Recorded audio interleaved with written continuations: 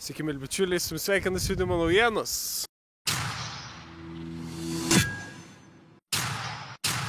Siunčiu linkėjimus iš Romos, buvau dingęs 3 ar 4 dienas, nes sudėtingai keliavau per Lenkiją, Austriją ir Čekiją iki Romos, bet tikslą pasiekiau, bet ir neturiu laiko kažko pasidalinti. Tačiau, kadangi įvykiai vyksta šiuo metu neeiliniai, norėčiau aptarti svarbią temą, kurią aptarinėja visas pasaulis, tad nusikelkime į viešbutį ir pasikalbėkime.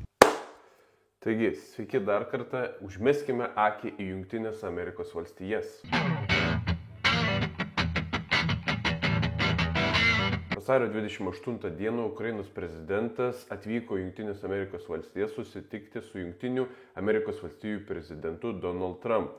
Tačiau jų susitikimas pasibaigė visiškų diplomatijos fiasko. Pasižiūrėkime. Apie kokią jūs diplomatiją kalbate? Ką jūs turite galvoje?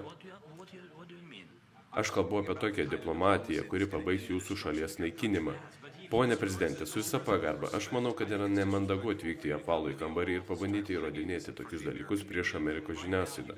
Jūs vaikščiate, verčiate šauktinius eiti į priekinės linijas, nes turite problemų dėl žmonių jėgos, turėtumėte dėkoti prezidentui už tai, ką jis bando įtraukti šį konfliktą.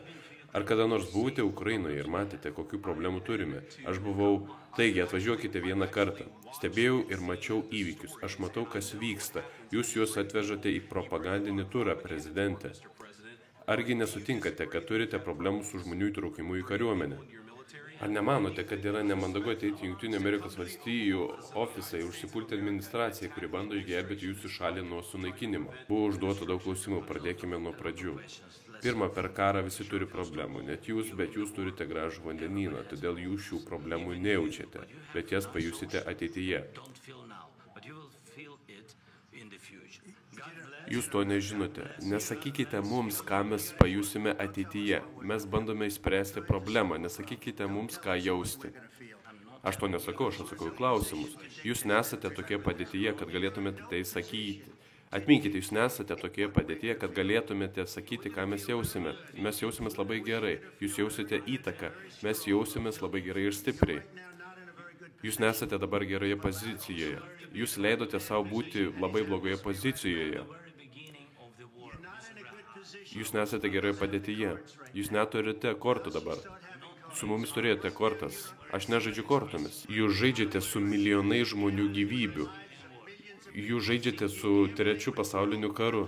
Jūs žaidžiate su trečiu pasauliniu karu. Tai tikrai vyko labai karštas pokalbis, kuris susilaukė įvairių reakcijų visame pasaulyje, tuo tarpu ir Lietuvoje. Pavyzdžiui, Rimvydas Valatka pakomentavo: kiekvienas lietuvis, kuris dar pasakys nors vieną pagiriamąją žodį Putino utėliai Trumpui, kuris automatiškai eina paskui rusų karinį laivą. Išnykite. Kažkokia beprotybė. Kaip tokius dalykus galima sakyti Jungtinių Amerikos valstijų prezidentui? Apskritai, kur dingo visa diplomatija?